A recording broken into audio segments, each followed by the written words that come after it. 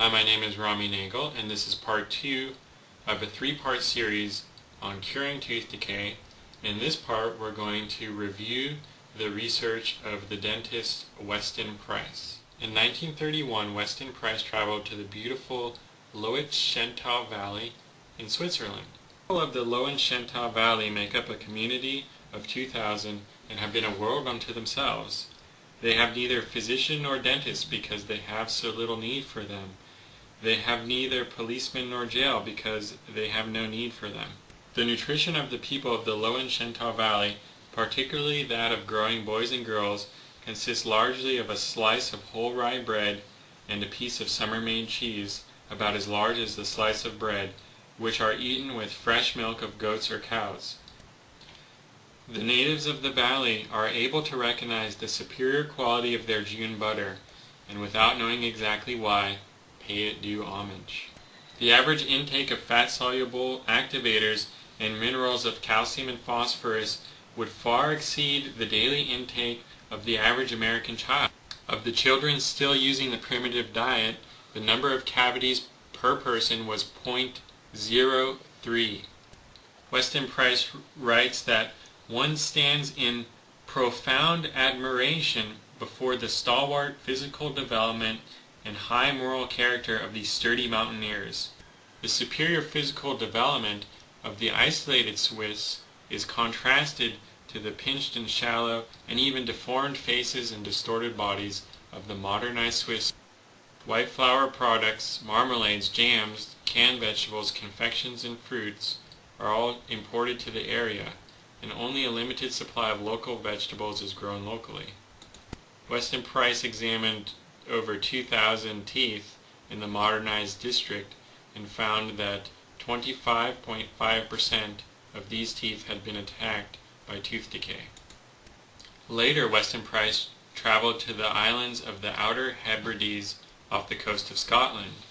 He writes that stories have long been told of the superb health of the people living in the islands on the Outer Hebrides. The basic foods of these islanders are fish and oat products with a little barley. Oat grain is one of the cereal which develops fairly regularly, and it provides the porridge and oat cakes which in many homes are eaten in some form regularly with each meal. The fishing about the Outer Hebrides is especially favorable, and small seafoods including lobsters, crabs, oysters, and clams are abundant. An important and highly relished article of the diet has been baked cod's head stuffed with chopped cod's liver and oatmeal. On the Isle of Lewis, only 1.3 teeth out of every 100 examined have been attacked by tooth decay. On the Isle of Harris, 1%, 1 teeth out of every 100 has been attacked by decay, and on the Isle of Skye, for those living on primitive foods, only 0.7 teeth per 100 have been attacked by decay. Weston Price remarks, "One of the sad stories of the Isle of Lewis has to do with the recent rapid progress of the White Plague.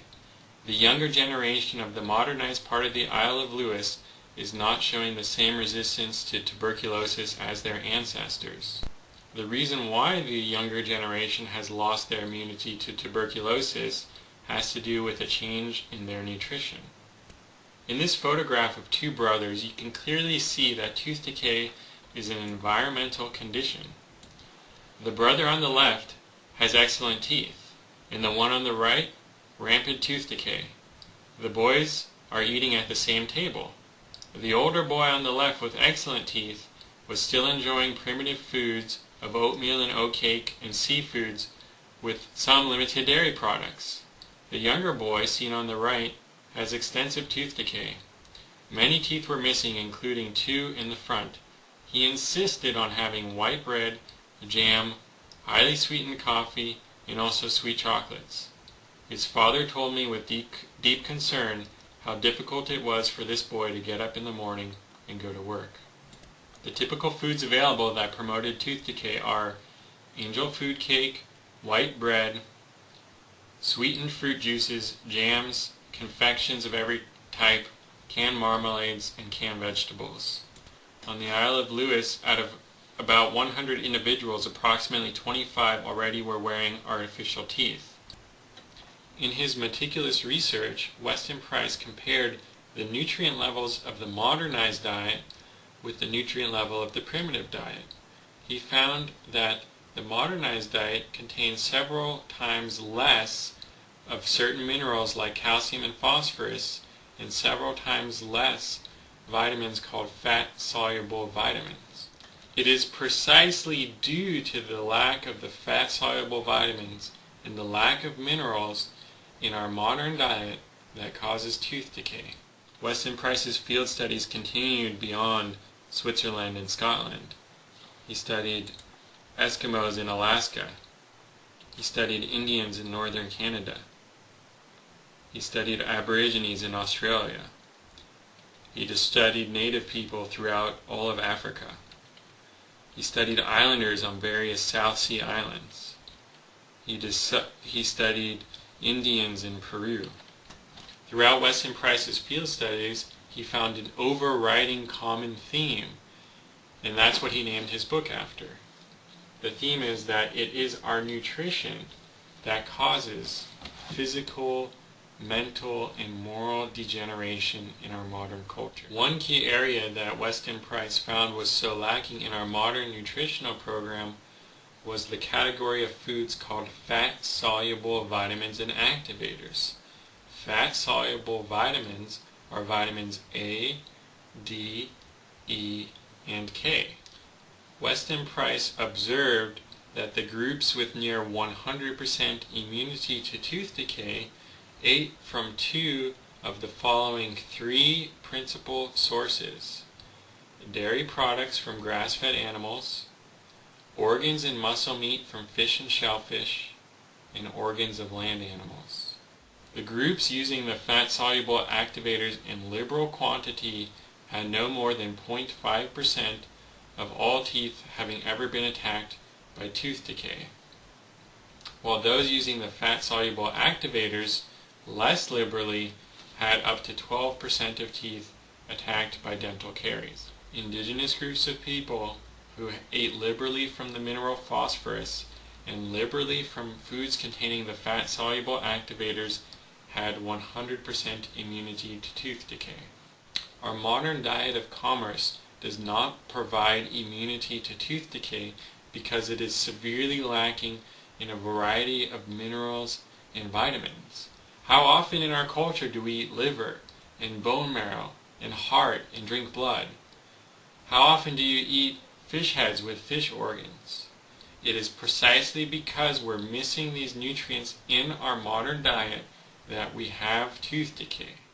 The physical degeneration that many of us experience as tooth decay is a result of our modern nutrient-devoid diet. We no longer eat the foods that give us immunity to tooth decay. So we need to stop fooling ourselves and pretending like we don't know the cause of tooth decay, and that tooth decay is not preventable. The cause is a nutrient deficiency, and the way you prevent tooth decay is through proper nutrition. When you go to the dentist usually shows you an x-ray of your tooth decaying and how you need a filling. The tooth on the left, you can see a dark area with a red line to it. That's a large cavity of a growing child. Below that is the tooth pulp exposed to the mouth.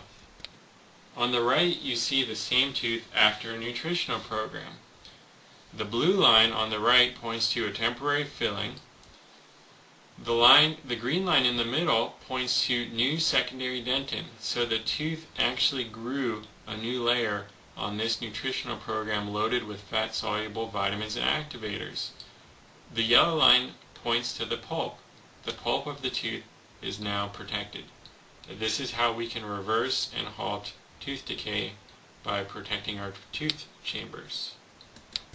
What the tooth x-ray shows us is that a special nutritional program can be used to build new layers of tooth, dentin, and enamel so we can heal our teeth with nutrition.